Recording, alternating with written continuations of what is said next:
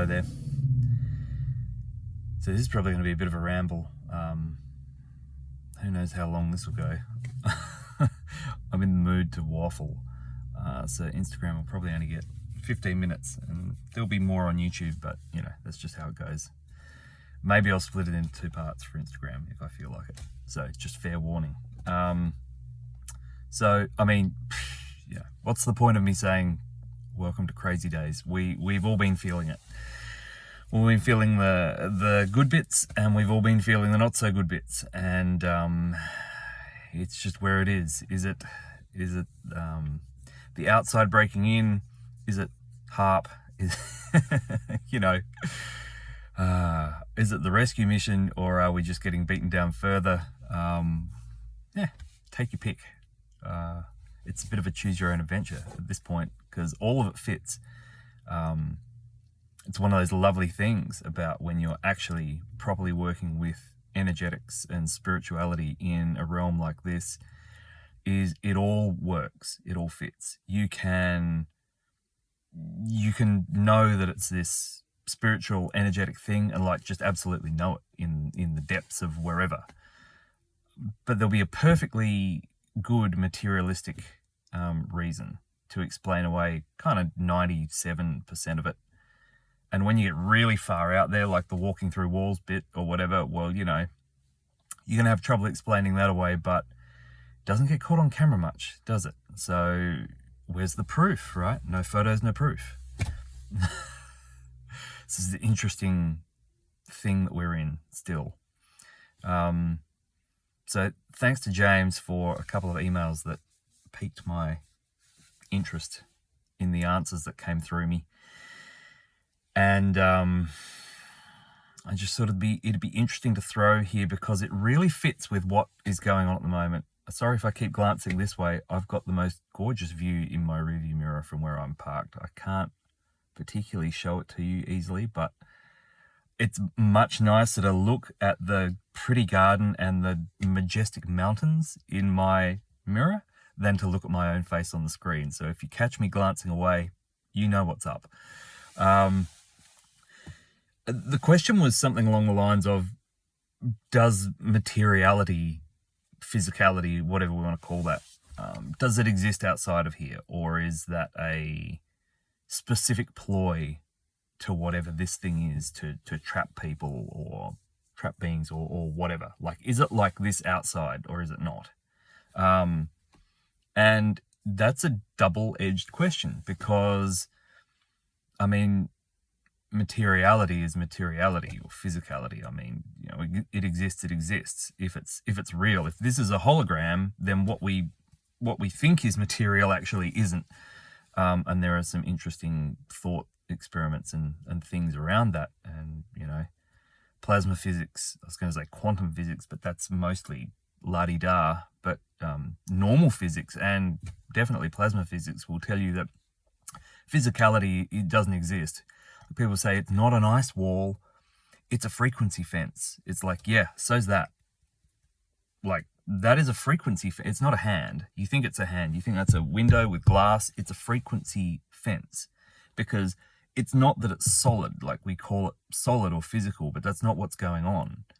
You know, there's huge gaps in this bit of glass.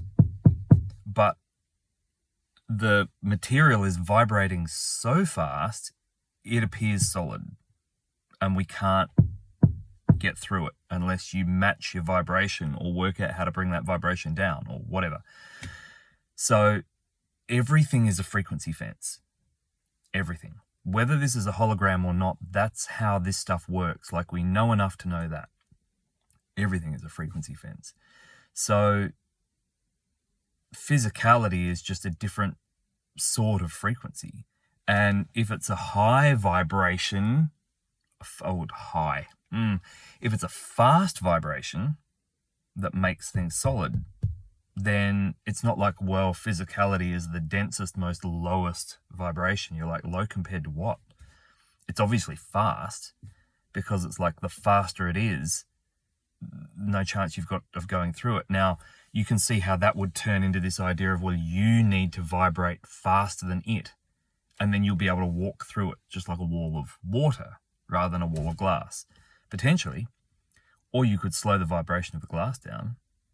I mean, there's that. There's putting your hand against it and just turning it into liquid, right? You could turn it into liquid so that it just ran down the door of the car and hit the ground. But you could also turn it into some sort of a liquid form where you could put your hand through it easily, but it would still hold as a membrane in its frequency. All of that would be totally possible through frequencies. So it rolls nicely into the next question that James asked me a few days later, and I only got to looking at both of them at once, which has completely slipped my mind, but I'm sure it'll come back to me. But it was around the same thing. It was around this idea of torus fields. Yes, it was the idea that, you know, the torus field, which is meant to be like this highest thing, this amazing how everything is, like it's got this, you know, this feeling of nature, like trees. Everything in here is fucked, right? But trees are amazing because they're nature. It's got that kind of a feeling to it. Yeah, like a torus field is the highest high because it's the natural energy field that everything kind of wonks into. And once again, we say in here. Do you know that that's how it works outside of here? No. Okay, so straight away, if you're not a big fan of the overlays in the system you're in, then that's not really endearing the torus field to me, just knowing that all energetic fields are in that toroidal donut shape. But his speculation was that it looked like this torus field was brute forced into place, almost like a frequency fence.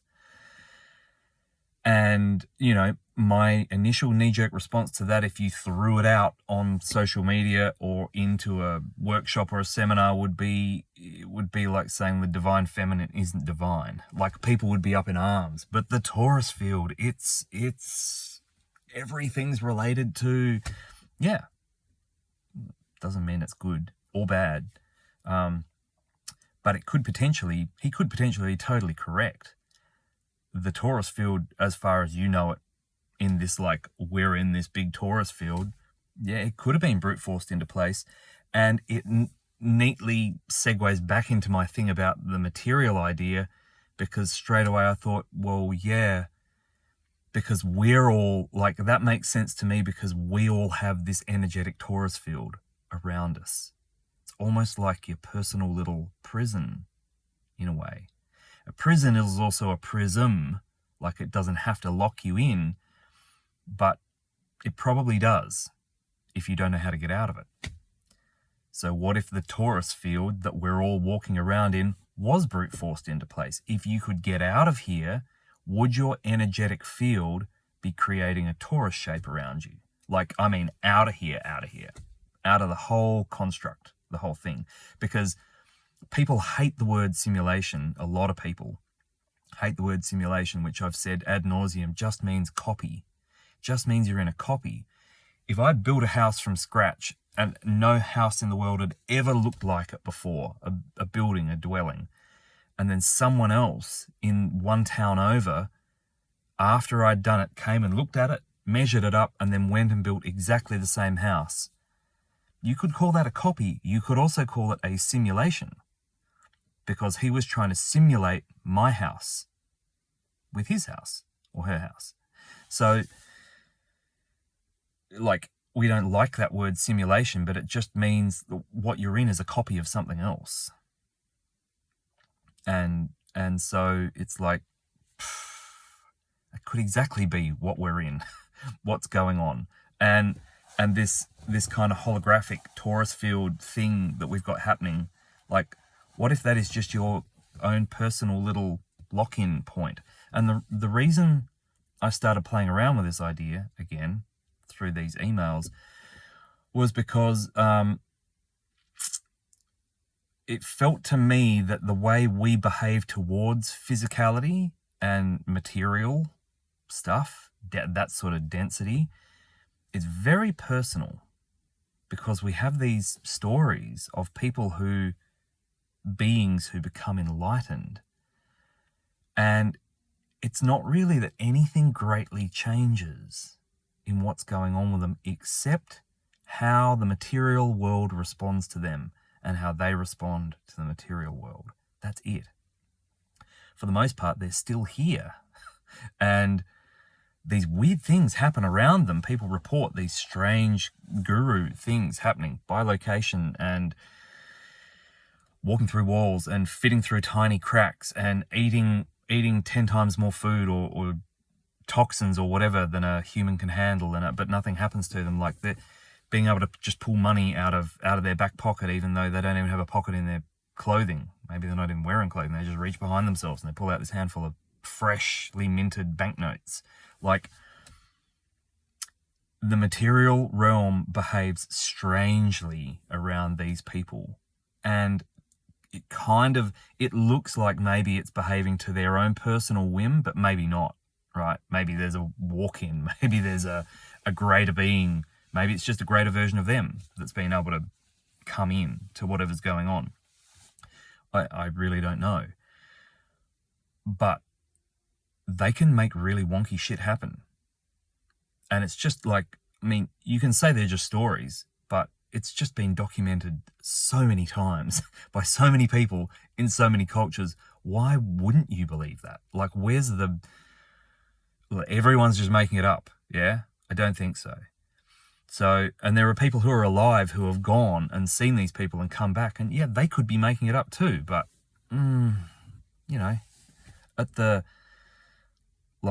they're not getting fame and fortune out of it. In fact, most of the time they get howled down as liars and charlatans. So it's not like you're winning friends and influencing people talking about guru stories. It doesn't work that way.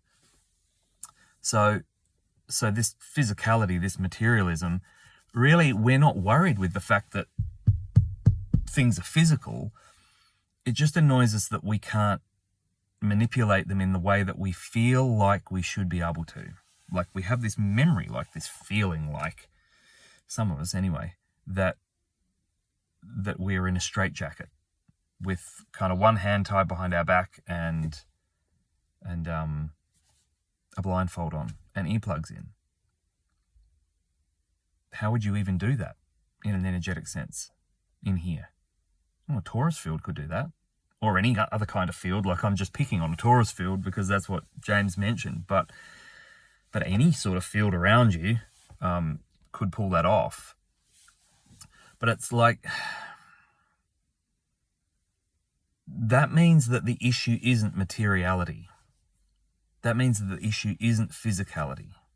What it does mean is the issue becomes your approach to it, or how you fit into it, or how it's relating to you and you're relating to it. And are there other ways that we can do that? Are there cheat codes? And the stories would have you believe that there are. Maybe the stories are just made up in here like everything else is to have us chasing our own tail, but it doesn't feel like that to me at all, actually. Feels like to me, the prison of materiality and physicality, it's not the physicality that's the prison. It's our relationship to it. And so the big question is how to tweak your thoughts, perceptions, programming. It's a big one. The programming is probably the biggest one. Memories around our relationship to this materiality, this physicality. Because, like, all of these systems or non-systems, all of these, and I'm thinking, Kabbalah, Christian mystics or Gnosticism, Sufism, Buddhism, Jainism, all the isms, right? Taoism, Zen, Native American, Native South American, Indigenous Northern European, all of this stuff, the way they the way they talk about you getting there is you have to forget everything. You have to imagine that none of it exists anymore. No memories, like the whole, someone said the other day, you clean out all your stuff and you get rid of all your gear, but you don't throw your photographs away. You wouldn't do that, because that's like the memories and it's like, yeah, you wouldn't do that unless you do. What are the photographs anchoring you to? Are they anchoring you to something that's making your life better? Or are they anchoring you to a reality that you really don't have any kind of say over at all? There's just a question. So everything in here must be an anchor of some sort, an energetic trap, an emotional trap, a physical trap. Because otherwise, why do all these groups that are spread all around the world that look like they're every now and then kind of maybe producing a being that works out how to get out, seemingly? What do they talk about? They talk about letting go of everything, including who you think you are, including your memories of who you think you are, like absolutely everything. And look, the easiest way to do it is to just walk off into the jungle, walk off into the desert, go to the monastery, go to the, because then you get rid of everything. No job, no money, no family, no the whole, I was thinking family, like the married family plus the family you grew up with, like you get rid of all of it, right? And then it's just you. Then the only thing you have to master is the pressure on yourself. Like that's the easy way to do it. Like if you're going to try and bulldog this game from the householder point of view, like living a life in a city with a family or not, trying to have employment or on welfare or what, like however it plays out to you, like if you're enmeshed in these systems for your supposed survival,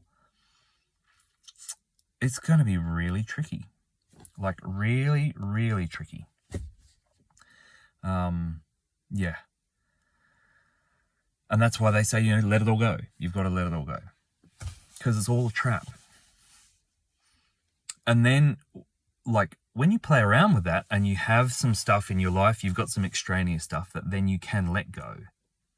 And you really look at it, because, like, I'm always looking at stuff like, so do you have to let it go? Is this just another trap? Are these people lying to you? Is it just another algorithm linked to the algorithm that's just here, got you chasing your tail, playing battery for something else? And when you look at it, it's like what you realize is you don't have to let it go.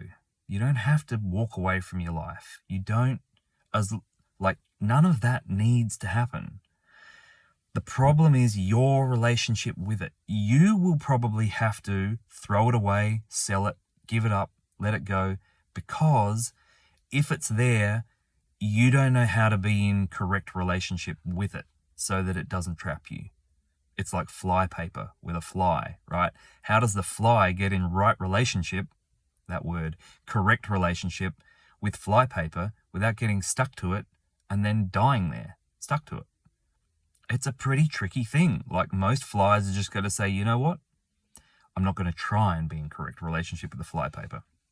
I'll just stay away from it, even though it smells so good. And I really, really want to land on it. That's the predicament that we find ourselves in. It's not the stuff. It's not the money. It's not the food. It's not the polluted air. It's not the... It's none of that stuff. Not the government. It's not your family. It's your relationship to it. That's the issue. Because having given up plenty of stuff along the way, here and there, when you are, it's the alcoholic thing, right? An alcoholic's always an alcoholic. Food's much the same, but alcohol's like the headline act around food. You're always an alcoholic. You can never go back and have just one drink and be okay. Like that's a famous stance of alcohol addiction, or any kind of serious addiction, really. And if you're just abstaining from alcohol, sex, that particular type of food, blowing your top when someone pisses you off, like whatever it is that you're addicted to, yeah. If you're just abstaining from it, then yeah, you're always an addict. That is correct. If you can remove the trigger in you, the program, because it's always a program, like we say trigger, it's a yummy word, but it's just a program. If you can remove the program in you that hooks you to the thing in an addictive way, then it doesn't matter. People could be drinking all around you. You could be drinking. You're not addicted to alcohol because the thing that made you addicted to alcohol isn't there anymore. Oh, well, Hamish, there's actual physical things. Some bodies are different to the others. Yeah, you can justify it in a materialistic way all you want. And I can as well. That's fine. I can believe that or not believe that. Mostly, you know, I'm kind of like 60-40 on that. There's a lot of me that's like, yeah, I do believe that. There are physical things that are some bodies more than others, chemical stuff. Sure. But it is all energetic at the end of the day. You can switch that off. We know you can switch that off because someone could hypnotize an alcoholic to not be addicted to alcohol. And they could drink alcohol and then just put the drink down halfway through and be not interested in it, not even thinking about it. And then when they come out of the hypnotism, it's like it never happened. So what are we working on when we're hypnotizing things? Well, we assume we're working on the mental body, on the mind, on the brain. That part of the interface is what we're dealing with. So we end up back at the semi-religious ways of doing stuff again, like walking yourself out of the corner, tricking your brain, tricking your mind, throwing yourself a bone, breathing techniques, mantras, bells, whistles, incense, whatever it is, right? It's just shit to trick your mind, to get it out of the way, because you've got this story and it might not even be your story. You didn't choose it. Like, it's an astrological story. It's a frigging blueprint. It's a barcode that you came in here with. But if I can hypnotize you out of that story, if you can get MK Ultra'd with Cliff High's aluminium messing up the hippocampus and the hypothalamus, and, you know, that's very materialistic, right? If that's possible, then we're not talking about materialistic stuff. We're talking about frequencies and energetics, which can be changed and tweaked. And that's the bit that pisses me off the most about Cliff High, is he knows all of that stuff, but he comes across talking at you in this hugely materialistic way because that's what's provable. And great, he's got a good, solid fan base of haters and lovers because he usually only talks about things that are absolutely provable, which means they have to be materialistic. He also knows that you miss the gold when you do that, because it's a downstream. Like, the materialistic bit is downstream of the frequency that causes it. Because things are only even physical because of they're having some sort of frequency effect. And if you wind up the frequency, you can shatter glass. And if you wind up the frequency, you can make metal brittle enough that it will just crumble under your hands. And if you wind down the frequency enough, you can liquefy the metal. So it's all frequency fences. And so we think about it in really specific ways about trauma and archons and mind viruses and aluminium from airplanes, and like there's all this stuff. But it's all impacting on you at a frequency level, which means this could all still be a hologram.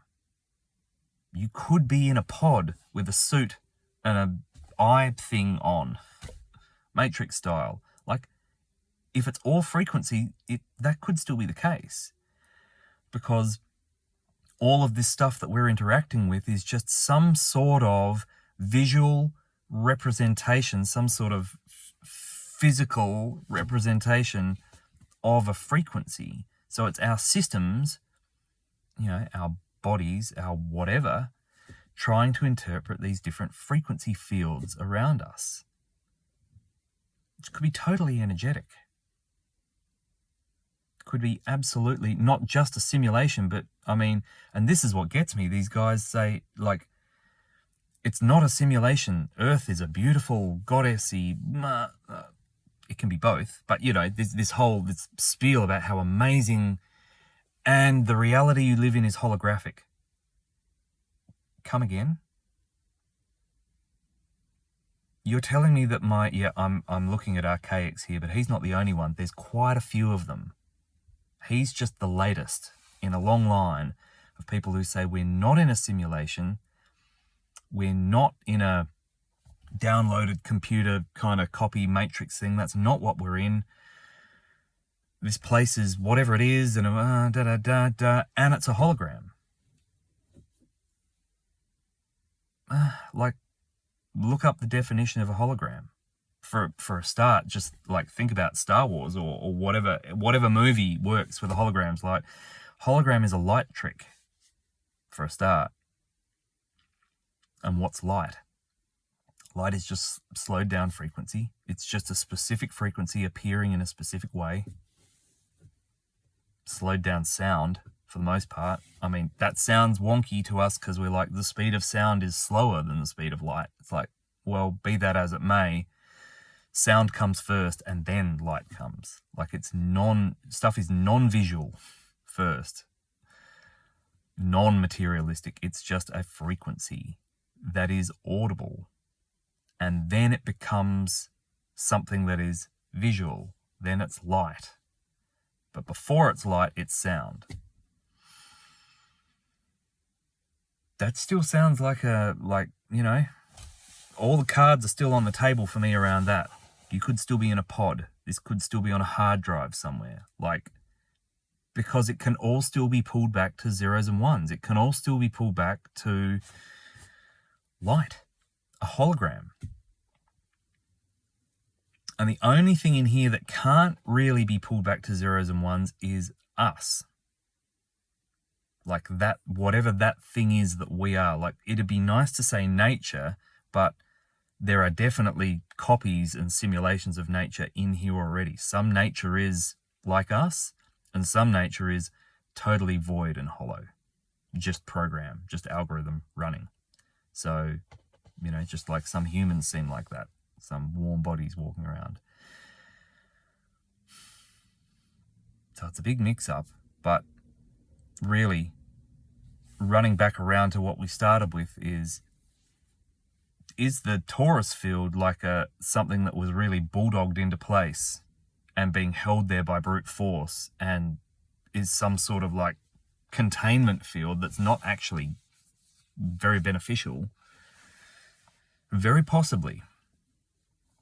And that could be at the root of how and why you respond to this level of reality, this world, this realm, whatever we want to call it, and the way it responds back to you could be nothing more than your specific personal toroidal field information or data.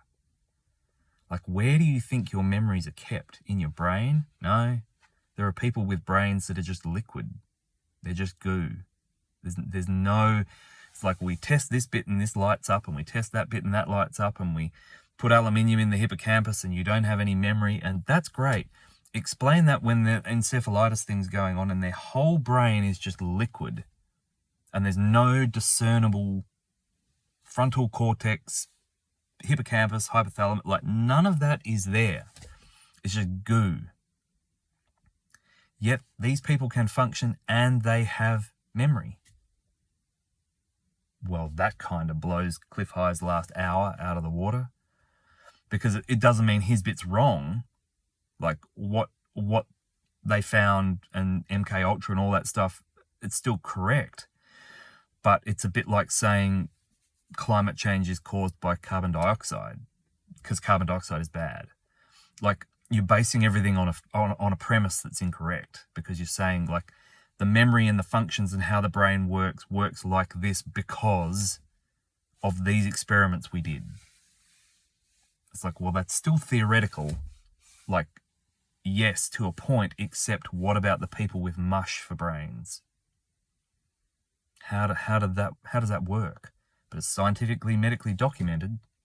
There they are, walking around, functioning with short-term and long-term memory, with a head full of custard. So where are your memories being stored? Excuse me. Where are your motor skills and functions being stored? Where is all of that? Where is your astrology being stored? How do people know that you are a Sun, Leo, Moon, Aries? Like, where is that blueprint? Is it in your toroidal field, projected out like some sort of weird star map on this globe, this energetic donut globe with a dip at the top and the bottom that you walk around in? Is it just being blasted, printed out onto that field to be read for anyone who's got eyes to see? Are all your memories there as well? Are all your thoughts and feelings and desires? Is everything out there? Is it able to be tweaked? Firstly, is it readable? Yeah, it's readable. All of that's readable, which means it's got to be projected out somewhere. Can it be rewritten? Can it be overwritten? Can the slate be wiped clean? Like, if you come in here with this past life blueprint and this astrology, you chose to come in with that astrology, or maybe you didn't. Maybe you were forced to come in at a specific time and location with that astrology, like whichever one you want to play with. Can that be wiped clean? Can that be overcome? So that someone who could see could walk up to you and they wouldn't know, because you're not projecting it out, because your field's empty. There's no story there. There are no memories there. There's none of that gunk is being thrown up on the ball around you, on the screen, on the VR screen. Because if this toroidal field is like a VR screen and you're projecting all of your stuff out onto it, like to be read, it doesn't feel like read-only memory to me. It feels like it's projected out there, but it can also be tinkered with if you know what you're doing. That means that the world that you're seeing and interacting with, realm, whatever, is also coming at you through that projection. So you're experiencing your world as a Sun, Leo, Moon, Taurus, blah, blah, blah, blah. Like, and we all know that astrology is about just space weather, and you're meant to know your personal astrology so you can see your weaknesses and your strengths and actually overcome them, and not be an asshole. Like, that's the, you know, that's the opportunity with any of that stuff of mapping yourself, or it's about knowing yourself so you can, you know, get rid of that version and be more than. So it can be tweaked then by you, potentially by other people. It can be tinkered with to some degree. Maybe it can be tinkered with all the way back, like to every degree, if you've got enough access. If you've got an admin login code, you can actually play around quite a bit with that and clear that field up. So that rather than seeing everything and experience everything that goes on around you through your personal stories, you're just seeing and experiencing them as they are. Minus the traumas, minus the memories, minus the old photographs, minus all gone. So it's, you know, we're just playing around with ideas. But it's this feeling like, you know, are the materials, is that the demon in here? Is that the prison cell? Is that the, you know, this material realm that's we've got to eat and it's getting poisoned and it's working on us and it's blah, blah, blah. It's probably actually the interface, because the people that you talk to who say they get out of here that don't, seems like they're not just in another pocket realm of here, but they actually have some sort of recollection that they can tap into of being out of here, or they do get out of here. And the people who actually get out of here, really, they're not talking about it much, if at all, because that's how things work in here. The ones who are really loud about it probably aren't doing it as much as they think they are, or they know they're not doing it at all. It's just one of those things. So when you can kind of get a conversation of sorts going with beings who have some sort of remembrance of being outside of here, or do realize that they do get out, even if not consciously, the outside is not behaving like that. There's not this interface. There's not this head-up screen. There's not this GUI thing of icons and apps and stuff. And it's the only way you can work with the things around you. Like, it's much more freedom. And it feels realer than real. It makes being in here feel like you're wearing, 15 rubber gloves on your hand when you go to touch something. Like, it's hyper real. So from that point of view, it's like trying to fix the realm around you, trying to find the evil archon, trying to, I was going to say work out how to get out, but that's not a bad thing. Like, work out how to get out. But I don't feel like you work out how to get out there, like by applying yourself to this outside, because we are probably carrying the prison with us everywhere we go. And quite possibly the prison that's keeping you in a really shitty place that you don't want to be has something to do with your toroidal field. Like, it's like a snail, right? Everywhere you go, there's the shell around you. It could be useful, but if that ever was the case, it's been turned against us.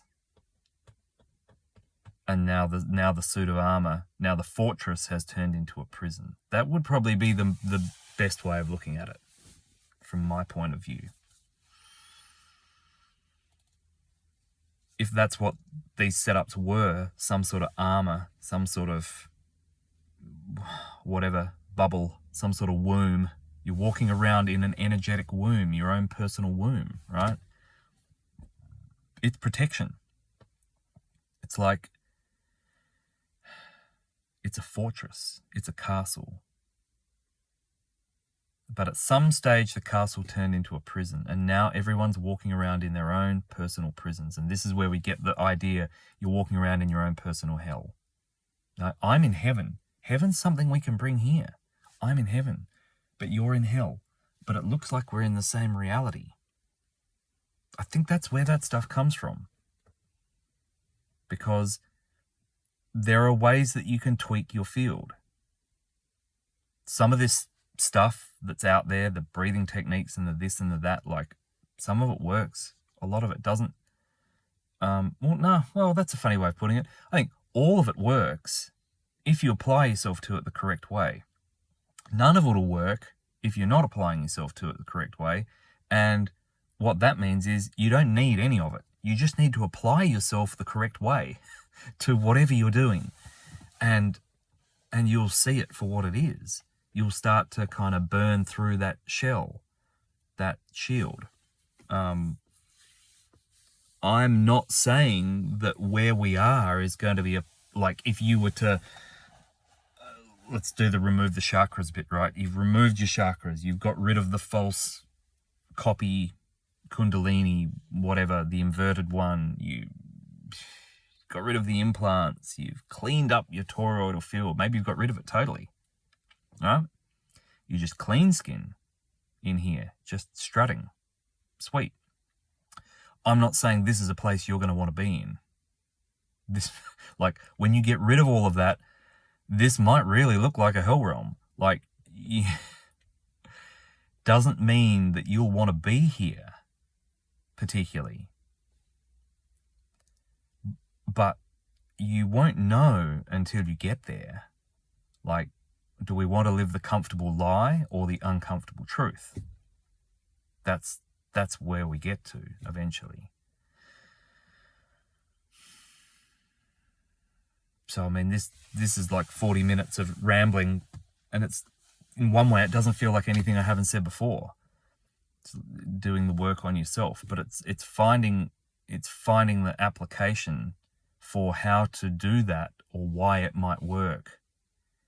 And this is just another interesting way of looking at it. Like, you might be carting the prison around with you, because prison and prism, you know. And what is a prism? It's one of these funny shaped things that project light in a really specific way. Interesting. What's a hologram again? Oh, it's a projection of light in a really specific way, where each little part of the hologram holds the whole hologram in it. It's fractalized. It's a fractalized light picture, which incidentally is how our eyes work. So, and how our brain interprets at least our visual stuff, because our eyes work fractally and holographically.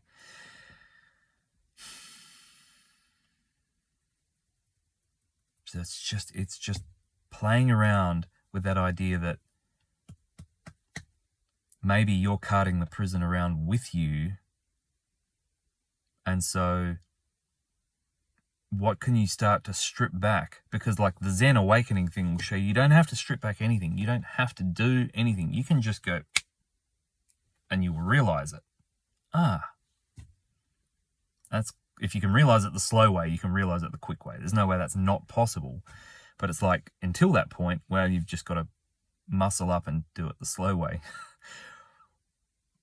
But it's like, what things can you start applying pressure to? What things can you start leveraging in your existence with the idea that you are actually somehow this thing? And it's not like you, because I don't think you are projecting your prison from the inside out.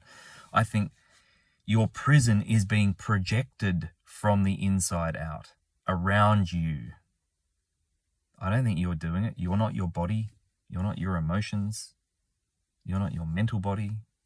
You're this other thing inside of it. But you've got all these shells, these Russian dolls around you. An astral body, a etheric body, a mental body, a physical body.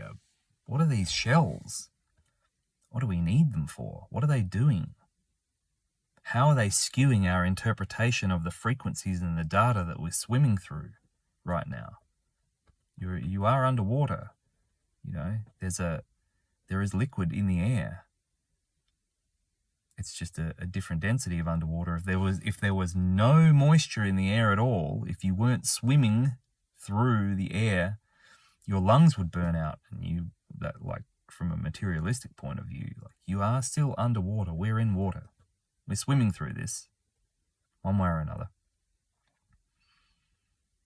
So, and it's just a hypothetical game, to just look at it a different way and see if you shake it on a different angle, does something come loose? Does an answer come up?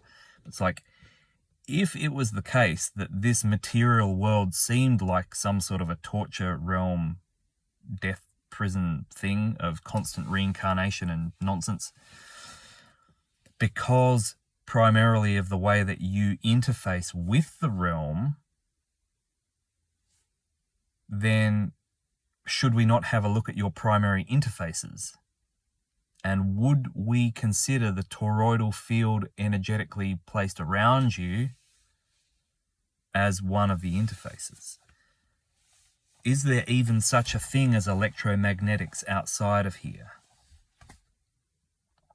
Or is the whole thing, which the four faces of that thing are gravity, magnetics, electricity and dielectricity, is that actually some sort of an artifact of in here only? And that whole thing doesn't even exist outside.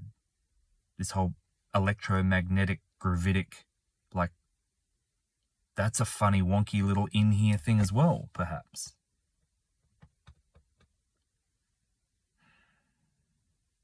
So it's like, how can we play with our interface, and what will that do to our perception of who we are, what we are, how we're actually here, and what choices or how much leverage we might have in this thing that just seems to be unfolding around us.